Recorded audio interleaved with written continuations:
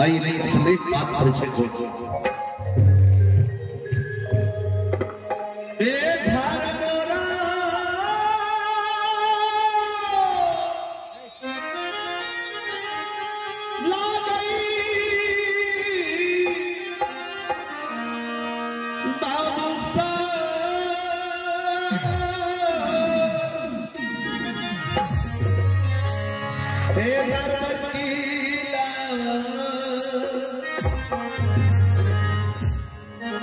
राज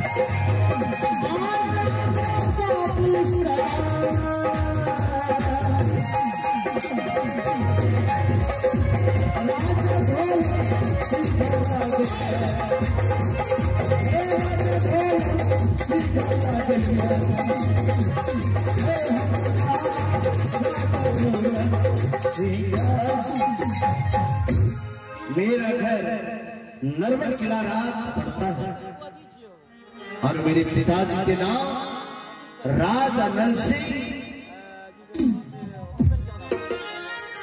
और भगवान हमें जो पुत्र दिया जो कि बड़े पुत्र का नाम है भूषण कुमार सिंह और छोटे पुत्र का नाम है समुद्र कुमार सिंह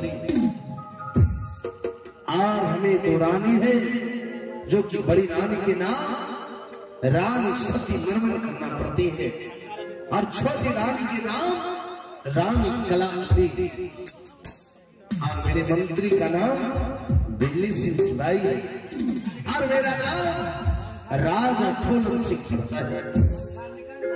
यह मेरी राज मेरी प्रजा एक हंसते खेलते फूल बगीचे की तरह दिन रात जीवन व्यतीत करता है।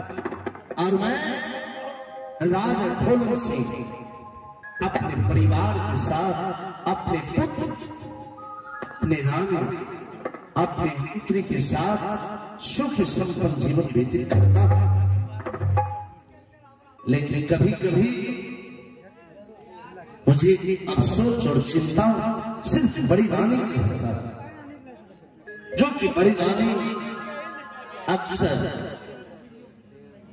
बीमार रहा करती है और वो इतनी बीमार रहती है कि कभी उनकी हार्ट अटैक का डर मुझे रहता है, कभी बेहोश होकर गिर जाती है। और उस बीमारी का कारण मैं और मेरे बच्चे, क्योंकि जब मेरी बड़ी रानी भूषण कुमार को जन्म दिया इस नरवट किला राज में, जब उनके घर में छोटे बच्चे रह गए भूषण समुद्र, तो मेरी रानी बोली हे नाथ हे स्वामी, एक बच्चे को मैं अपने ससुराल में जन्म दिया, मेरी मन में मनोरथ है एक बच्चे को जन्म मैं अपने पिता के घर में दूं। उस समय मेरी रानी की बात मानकर चले थे, पर उनकी नहीं है। रास्ते में ऐसी दुर्घटना घटा कि मैं कहां चला गया, मेरी रानी कहां चले गई, दोनों बच्चे कहां चले गए, हम सभी एक दूसरे से बिछड़ गए। अंततः उस वक्त मुलाकात हुआ जब मेरी दूसरी शादी हो गए।